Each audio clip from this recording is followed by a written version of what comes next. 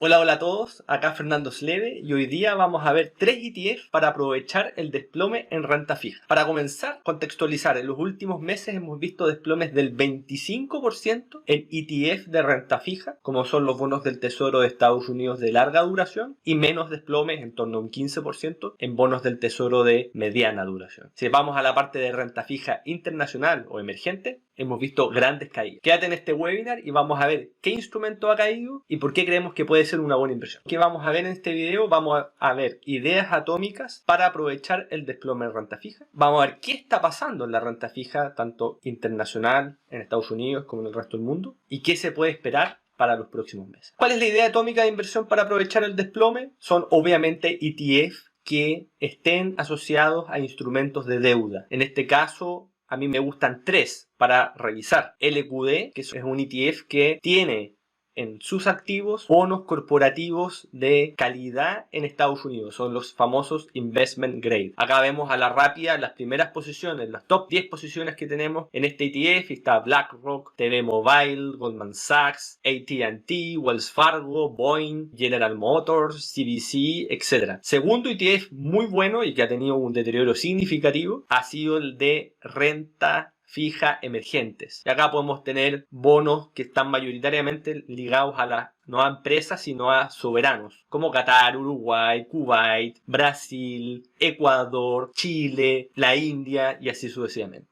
Y como último instrumento que vamos a repasar es el TLT, que es el instrumento donde vamos a estar posicionados en renta fija de larga duración estadounidense, específicamente los bonos del Tesoro estadounidense. ¿Ya? Por ende vamos a revisar ETFs de renta fija entendiendo que han habido fuertes alzas de tasa, por ende deterioros importantes en estos instrumentos y puede ser una oportunidad. ¿Cuál es la ventaja hoy día hace ya un año o 6 meses atrás? Que hoy día tenemos mejores dividendos en estos instrumentos. Entonces no necesariamente estamos aprovechando la bajada, si al mismo tiempo estamos comprando instrumentos que van a estar dando un dividendo mucho más atractivo que hace 6 meses atrás. Pero siempre cuidado que obviamente a corta duración, entendiendo que han caído 25 o 20% de estos instrumentos, puede haber mucha volatilidad. En el contexto de qué está pasando en la renta fija, ya lo venimos conversando en los últimos videos, el aumento explosivo de la inflación es insostenible, pero está guiando a la Fed a entrar en pánico y dar un relato o un posicionamiento mucho más agresivo en términos de cómo va a plantear su política monetaria de acá a final de año. Ya están pensando ya no solamente en 4, 5, 6 subidas de tasa, sino ya se habla de 8 hasta 12, llegando hasta un 2,5, 3%, donde ya se ha distorsionado cuál es el punto de equilibrio de donde deberían estar las tasas. Eso, por supuesto, hace entrar en pánico a este tipo de instrumentos. Para reducir esta famosa inflación, la Fed está dispuesta a debilitar la demanda y hacer subir o tentativamente subir la tasa de desempleo. En lugar de hacer un aterrizaje suave, como se estaba planteando hace un par de semanas atrás, se está empezando a ver que podría conducir a una recesión. Actualmente los bonos están totalmente castigados y han caído entre un 15 a un 30%. Por ende son caídas que no se han visto desde los años 70-80. Y eso llama mucho la atención. Según muchos analistas, el rendimiento de los bonos del Tesoro o otro tipo de bonos ya está totalmente sobreexigido. O sea, está totalmente sobrevendido por factores fundamentales de análisis de este tipo de instrumentos. Está totalmente sobrecastigado y puede ser, por supuesto, una alternativa de inversión. En el cuadro que vamos a ver, que sale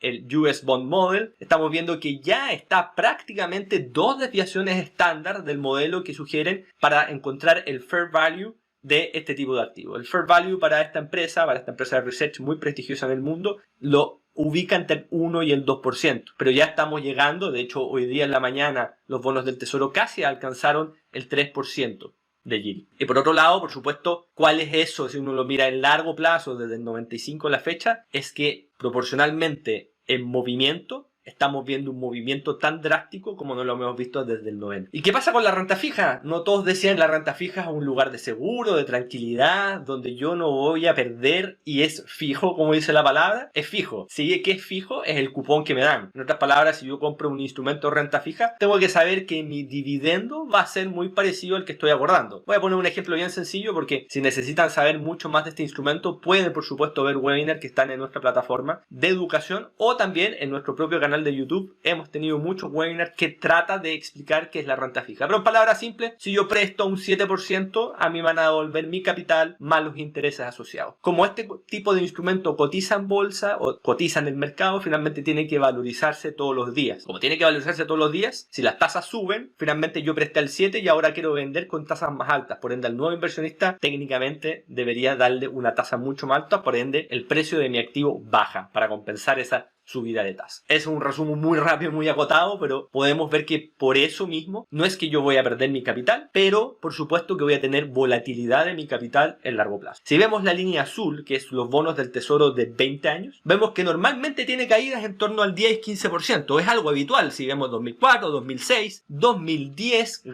que obviamente esto calza con la post-crisis del 2008, 2011, 2015, 2016, 2018, 2019, por supuesto 2020 una caída bastante más chica y vemos la gran caída que hemos vivido desde el 2021 al 2022. Si tomamos en cuenta esto, acá no sale del 2004, pero esto es desde el 2000, el gran movimiento que hemos tenido en los bonos del tesoro de largo plazo, hemos visto que ni siquiera después de la crisis del 2008 habíamos tenido un deterioro tan significativo en este tipo de instrumentos. Y si nos vamos a el eShares de 7 a 10 años de los Treasury o el LQD, que son los Investment Grade, vemos que también la caída es bastante exagerada y de hecho el LQD está llegando a tener un deterioro tan parecido como fue para la crisis del 2008, siendo que estamos en una situación totalmente distinta. Si vemos cuál es la rentabilidad de este periodo para este tipo de activo, vamos a ver que más o menos estamos en una rentabilidad en torno a un 5% para los bonos de larga duración o los investment grade, 4% para los bonos de mediana duración. La desviación estándar de este tipo de activos, o sea, lo que se mueve para arriba y para abajo, vemos que los bonos de larga duración estamos en torno a un 13, los bonos de corto estamos en un 7. O sea, si vemos que las desviaciones están hasta en un 13 y los bonos del tesoro de larga duración se han caído un 30, claramente llama mucho la atención, por supuesto. La máxima caída que hemos vivido anterior a esta, obviamente, es el 2008, cerca de un 28%, y hoy día ya con creces lo pasamos. Y obviamente de este tipo de activo en torno a un 15%,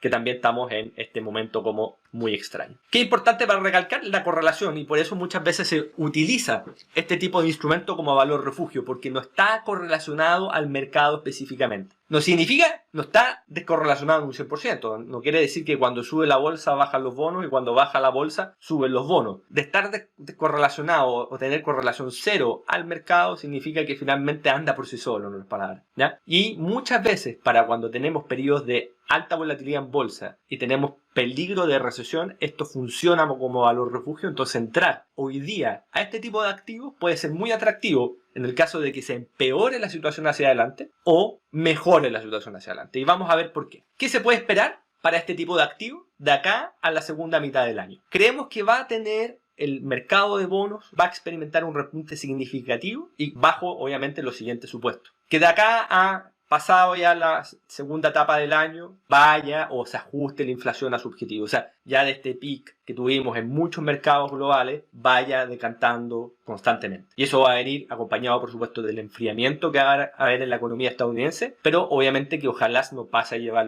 los márgenes de las empresas. Por supuesto que como vamos a entrar en una recesión, posiblemente haya una nueva liquidación de activos o un nuevo pánico. Y por supuesto ahí ya con ese nuevo pánico sí o sí se activa como valor refugio. Y por supuesto hemos visto en base a la historia, como por ejemplo el 2018, que con una menor reducción de estímulo, por supuesto es un impulso muy positivo para la bolsa. En otras palabras, para resumir esto y esperar que un catalizador impulse los bonos y no sea simplemente un movimiento técnico, o sea, por rebote después de haber bajado tanto, esperamos que baje la inflación, haya este enfriamiento de la economía, que se haya acompañado con se espera una recesión, pero que ojalá que sea con un soft landing o una recesión. Con esa recesión se quiten menos estímulos, por ende se enfría la economía, se quitan menos estímulos, es viento en popa para este tipo de activos. Ya habíamos hablado de estos tres tipos de ETF, LQD, EMD y TLT, y ahora a simplemente analizarlos. El ETF de eShares JP Morgan USD Emerging Markets es un instrumento que tiene, como dice muy bien, bonos soberanos de países emergentes. Mayoritariamente puede tener Perú, Colombia, Kuwait, tiene Rusia, complicado por esto, pero por supuesto es una porción bastante chica, Polonia, Ucrania, Panamá también es